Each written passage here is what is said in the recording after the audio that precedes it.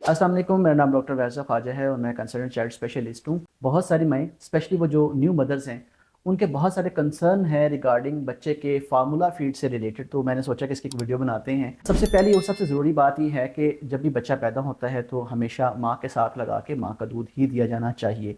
उसके लिए जितनी आपसे हिम्मत हो सकती है, जितनी आपसे कोशिश हो सकती है वो करें। बच्चों को दोनों साइड से फीड्स कराने की कोशिश करें, माँ की न्यूट्रिशन और आराम का ख़ास ख्याल करें। और उसको बच्चे को फीड कराने के लिए एक इन्वायरमेंट भी प्रोवाइड करें और साथ में उसमें सपोर्ट भी प्रोवाइड करें जो भी रिक्वायर्ड हो। तो इस तरह से सपोर्ट करने से मदर फीड इस्टेब्लिश हो जाता होता है और बहुत सारी माएँ जो है अपने बच्चों को अपना फीड करवाती हैं। लेकिन अगर मेडिकली इंडिकेटेड है या कोई ऐसी वजह मौजूद है जिसकी वजह से बच्चों को फार्मूला या डब्बे का दूध देना है, तो उसकी तैयारी में कौन कौन सी एहतियातें चाहिए हैं या उसके लिए क्या क्या रिक्वायरमेंट्स होती हैं, इसके बारे में बहुत सारे पेरेंट्स का क्वेरीज़ हैं। बहुत सारे पेरेंट्स के इसके बारे में सवाल होते हैं या उनको इसका सही तरीक़ाकार नहीं पता होता। तो उसके लिए मैं कुछ आपसे गुजारिशात कर देता हूँ।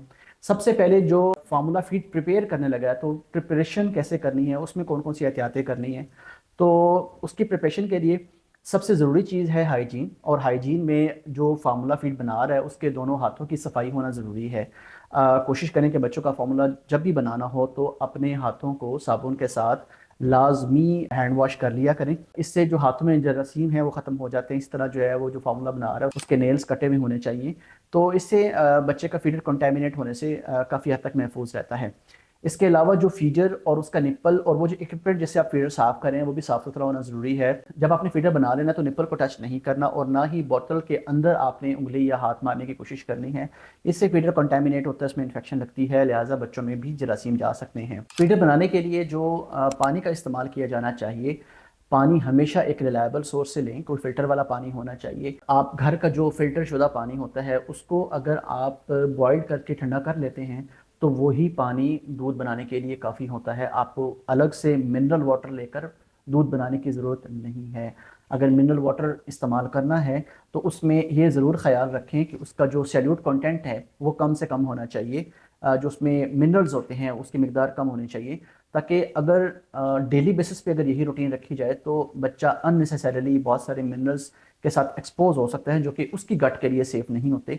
लिहाजा लो सैल्यूट कंटेंट वाला अगर मिनरल वाटर है जो स्पेशली डिज़ाइन किया जाता है बच्चों का दूध बनाने के लिए तो वो आप यूज़ कर सकते हैं। अदरवाइज़ घर का जो फ़िल्टर शुदा पानी है उसी को अगर आप बॉयल करके ठंडा कर लेते हैं तो फीडर बनाने के लिए वो काफ़ी है। दूसरा नंबर पे आती हैं फीडिंग प्रिकॉशंस। इसका मतलब ये है कि जब भी बच्चे को आपने फीडर बनाकर पिलाना है तो उसमें कुछ फीडर से रिलेटेड कुछ एहतियातें मैंने आपको ऑलरेडी बता दी हैं। उसमें जो उसका दूध बनाया हुआ है उसका टेम्परेचर जो है वो लाजमी देखना ज़रूरी है। बहुत ज़्यादा हॉट नहीं होना चाहिए, बहुत ज़्यादा ठंडा भी नहीं होना चाहिए पानी जिसके अंदर दूध बनाया गया, पार्टिकुलरली सर्दियों में। इसमें कोशिश किया करें कि पानी को जो है बॉयल करके बॉटल्स आती हैं जिसमें हॉट एंड कूल बॉटल्स होती हैं उसमें आप सेव कर सकते हैं। और ल्यूक वार्म वाटर जो नीम गर्म पानी है उसके उसके ज़रिए से उसको बनाया करें। और फीडर बना लेने के बाद आपने उसका टेम्परेचर चेक करने के लिए आप फ्यू ड्रॉप्स अपने रिस्ट पे ड्रॉप कर कर फीडर के उसमें आप चेक कर सकते हैं कि ये नीम गर्म ही है, ये ना तो ज़्यादा गर्म है और ना ही बिल्कुल ठंडा है। तो ल्यूक वार्म वाटर के अंदर आप बनाते हैं तो वो ज़्यादा बेहतर होता है। और मैं ये हमेशा कहता होता हूँ कि जब भी बच्चे का दूध बनाना होता है तो सबसे पहले आपने जितने आउंसेस भी सोचा हुआ, जितना भी आपका बच्चा पीता है उसमें सबसे पहले जो है वो आप जो पाउडर होता है फार्मूला पाउडर पहले वो डालेंगे, उसके ऊपर पानी डालेंगे। अदरवाइज़ क्या होता है कि अगर आपने लेट से 4 आउंसेस या 5 आउंसेस का दूध बनाना है बेबी के लिए और आपने 4 या 5 की एग्जैक्ट मार्किंग के ऊपर पानी ले लिया हुआ है, उसमें अगर आप 4 या 5 ढक्कन जो दूध आपने बनाना है उसके अंदर तो उसका भी वॉल्यूम होता है। लिहाजा इस तरह से वो एक पतला दूध बन सकता है, ओवर डाइल्यूटेड फार्मूला तैयार हो सकता है। रोज़ाना की बुनियाद पर अगर यही रूटीन रखी जाए तो ओवर डाइल्यूटेड जो दूध है उसकी वजह से बच्चे बच्चे वीक हो सकते हैं, उनमें कमज़ोरी बन सकती है या पानी अननेसेसरली ज़्यादा एक्सपोज हो सकता है। अब एक सवाल जो बहुत ज़्यादा पूछा जाता है या लोगों को नहीं इसके बारे में पता, और वो सवाल ये है कि फार्मूला फीड बना लिया है, बनाने का तरीक़ाकार मैंने आपको बता दिया हुआ है। सबसे पहले जब भी दूध आपने बच्चों के लिए बनाना है या जब फार्मूला आप परचेज़ कर कर लाते हैं उसमें सबसे पहले उसकी एक्सपायरी देख लिया करें। यूजुअली जो रूटीन के फार्मूलाज हैं वो मैन्युफैक्चरिंग से लेकर एक्सपायरी तक 1 साल का वक्फा होता है, 1 साल का दौरानिया होता है, यानी ये 1 साल में एक्सपायर होते हैं। यूजुअली इस पे जो मेंशन डेट होती है वो 1 ईयर की होती हैं। कुछ स्पेशल फार्मूलाज भी होते हैं जिनकी एक्सपायरी शॉर्ट होती है, लाइक 6 मंथ्स होती है, लेकिन जब भी आपने फार्मूला बनाना है तो उसकी एक्सपायरी लाजमी देख लिया करें। एक्सपायरी का जो उसमें मंथ लिखा हुआ होता है, लेट से जो भी मार्च जो भी ईयर लिखा गया लेट्स से कोई भी, तो जो आखिरी दिन होता है उस दिन का, तो उस दिन तक भी इस्तेमाल किया जा सकता है, उसमें कोई इशू नहीं है। लेकिन अगर आपको उससे पहले वाला कोई फार्मूला मिल रहा है तो आप वो बेहतर है कि आप उसमें जो लॉन्ग एक्सपायरी वाला है वो जो फ्रेश है वही लिया करें। जो फार्मूलाज जितने भी आते हैं ये यूजुअली एलुमिनियम फॉयल के अंदर पैक्ड होते हैं, एलुमिनियम पैकिंग के अंदर होते हैं, ताकि ये जो नमी है उसको एब्जॉर्ब ना कर सकें और फार्मूला फीड ख़राब ना हो। इसका निशानी ये हो जाती है कि यूजुअली जो सही फार्मूला होता है उसमें कोई ग्रैन्यूल्स नहीं होते, बिल्कुल पाउडर की तरह होता है। लेकिन अगर उसमें नमी शामिल हो जाए तो वो बिल्कुल दाने दाने ग्रैन्यूल्स की तरह का बन जाता है। ख़राब ये नहीं होता, फिर भी अगर उसमें ग्रैन्यूल्स भी हैं तो वो काबिल इस्तेमाल है, उसको इस्तेमाल किया जा सकता है, कोई इसमें हर्ज नहीं है, प्रोवाइडेड कि वो अपनी एक्सपायरी तक अभी नहीं पहुंचा हुआ। तो अगर ग्रैन्यूल्स वाला भी है या बनाने के बाद ग्रैन्यूल्स बनते हैं, उसको ख़राब नहीं गिना जाएगा, उसको अच्छी तरह से शेक कर देते हैं तो वो नॉर्मल डाइल्यूशन का तैयार हो जाता है। लेकिन अगर उसका कलर भी चेंज हो गया हुआ है या उसमें कोई स्मेल है ऐसी, या अगर आपने प्रोलॉन्ग टाइम के लिए उसकी पैकिंग में से निकाल कर ओपन एयर में ही रखा हुआ था, तो फिर आप बेहतर है कि उसको यूज़ ना करें, उसको डिस्कार्ड कर दें और नया फार्मूला ख़रीद लें। फार्मूला फीड बनाने के बाद बहुत सारे वालिदैन का सवाल होता है कि सम टाइम्स में बच्चा जो है एक दफ़ा में दूध जो बनाते हैं वो पूरा इस्तेमाल नहीं करता, और उसमें जो है फार्मूला फीड बनाने के बाद कुछ टाइम यानी फार्मूला फीड बनाने के बाद उसमें कुछ जो लेफ़्ट ओवर रह जाता है, जो बच जाता है, उसका क्या करें और उसको कितनी देर के लिए हम इस्तेमाल कर सकते हैं। बच्चे को कोशिश करें कि उतना ही दूध बना कर दें जितना आपका बच्चा रूटीन में पीता है। अगर उसको ज़्यादा हंगरी है या उसने और पीना है तो आप दोबारा बना कर दे सकते हैं, ये ज़्यादा बेहतर है, बजाय इसके कि आप जो है वो ज़्यादा क्वांटिटी में बना लें और बाद में आपका बच्चा ना पिए और आपको जो है ना उसको डिस्कार्ड करना पड़े। तो एक तो कोशिश करें कि क्वांटिटी अमाउंट उतनी ही बनाएं जितना आपका बच्चा रूटीन में इसको इस्तेमाल कर रहा है। अगर वो हंगरी है तो उसके बाद आप उसमें दोबारा जो है वो बनाकर दे सकते हैं। लेकिन अगर बच्चे के लिए दूध बनाया गया है और बच्चे ने उसमें से कुछ ना कुछ पिया है, तो जो बाकी बचा हुआ है उसको एक तो आप रेफ्रिजरेटर में रख लें, दूसरा नंबर के ऊपर वो जो फार्मूला फीड बनाया गया है वो विद इन 1 आवर इस्तेमाल कर लें। अगर 1 घंटा गुजर चुका हुआ है और बच्चे ने जो लेफ्ट ओवर जो बचा हुआ था दूध था वो नहीं पिया, तो अब बेहतर है कि आप उसको डिस्कार्ड कर दें, फेंक दें, क्योंकि इसमें बैक्टीरियल ओवर ग्रोथ होने का चांसेस होता है। क्योंकि एक नॉर्मल ओरल फ्लोरा जो हमारे ओरल कैविटी के अंदर होता है, बैक्टीरिया होते हैं वो दूध के अंदर शामिल हो सकते हैं, लिहाजा उनकी ओवर ग्रोथ हो सकती है। जब भी बच्चे के लिए दूध बनाया अगर वो लेफ्ट ओवर है और 1 घंटे से ज़्यादा गुजर चुका हुआ तो आप डिस्कार्ड कर दें, ज़ाया कर दें और नया बना लें नेक्स्ट टाइम जब बच्चे फीड करवा रहे हैं। अगर बच्चे ने जो है वो दूध पिया था और उसमें से लेफ्ट ओवर कुछ बच गया है, तो आप उसको बेहतर है कि आप उसको किसी ठंडी जगह पे उसको सेव कर लें, फ्रिज में रख लें और 1 घंटे के अंदर उसको दोबारा इस्तेमाल करा दें। लेकिन अगर वो 1 घंटा गुजरने के बावजूद भी बच्चे ने नहीं पिया तो आप उसको डिस्कार्ड कर दें, ज़ाया कर दें। जबकि अगर आपने बच्चे के लिए पहले से ही एक दूध बना दिया हुआ है लेकिन बच्चा की भी डिमांड नहीं है, तो अब क्या, अगर तो वो रूम टेम्परेचर के अंदर है तो 2 घंटे के अंदर अंदर इस्तेमाल कर लें। अगर वो फ्रिज के अंदर रखा हुआ है तो वो 24 घंटे तक भी ख़राब नहीं होता, आप उसको पिला सकते हैं। अब उसे गर्म कैसे करना है?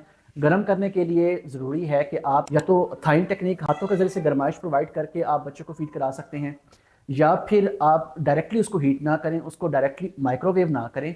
उसमें जो एक किसी अलग बर्तन में आप पानी को बॉईल कर लें और उसके अंदर आप थोड़ी देर के लिए जो फीडर रख देते हैं, तो वो जब नॉर्मल टेम्परेचर वाला हो जाता है तो उसके बाद आप उसको फीड कर सकते हैं। यानी डायरेक्टली आप इसको हीट ना करें और आप इनडायरेक्टली इसको वार्म करके बच्चे को फीड करवा सकते हैं। बच्चे को जब भी फीड करवाना है तो फीड करवाने के लिए स्पेशली फार्मूला फीड के लिए बहुत ख्याल करना पड़ता है। फार्मूला के लिए बच्चे को एक सेमी प्रोन पोजीशन में आप कर सकते हैं। बच्चे को थोड़ा सा सर और उसकी चेस्ट जो है वो ऑलमोस्ट 30 से 45 डिग्रीज तक आप लाजमी एलिवेट कर लिया करें। लेटे हुए बच्चे को, बिल्कुल सीधे बच्चे को, पार्टिकुलरली स्पेशली माएँ जो ना रात में नहीं एहतियात कर पाती हैं, रात को लेटे लेटे बच्चे के लिए फीडर बना के पिला देती हैं। दिन में ज़रूर माएँ ख्याल करती हैं लेकिन सम टाइम्स रात में नींद की वजह से माएँ नहीं ख्याल कर पाती। बेहतर यही होता है कि बच्चे को आप उठा लें, उठा के गोद में लेके 30 से 45 डिग्रीज का एक एंगल बना के फिर बच्चे को आप उसको फीड करवाया करें। ये बहुत ज़्यादा ज़रूरी है, इससे बच्चे में एस्पिरेशन होने का चांस कम से कम हो जाता है। जब भी बच्चे को फीड करवा लें कम से कम 2 से 3 बार लाजमी दिलवाएं, बच्चे को डिगार दिलवा दें, दूध हज़म करवा लें और उसके बाद लिटाएं। और जब दूध पिला लिया है तो फ्लैट सीधा मत लिटाएं। लिटाने के लिए कोशिश करें कि बच्चे के जो हेड एंड नेक है और जो इसके शोल्डर्स हैं, इसके नीचे कोई ना कोई एक सपोर्ट या एक पिल्लो सॉफ्ट सा रख सकते हैं, जिससे बच्चे के शोल्डर और हेड दोनों ही थोड़े से एलिवेट होते हैं तकरीबन 15 डिग्रीज तक। ये भी बेहतर होता है, इससे बच्चा जो है ना वो उसमें अगर खुदा न खासा वॉमिटिंग करता है तो एस्पिरेशन होने का चांस कम हो जाता है। दूसरा तरीका कार ये है कि बच्चे को थोड़ा सा एक साइड पे टिल्ट कर सकते हैं, बैक पे को थोड़ी सी सपोर्ट रख सकते हैं, लेकिन इतना ही है कि अगर बच्चा वॉमिट करे तो बाहर ही गिरे, अंदर की तरफ ना जाए और वो सांस की नालियों में ना चली जाए।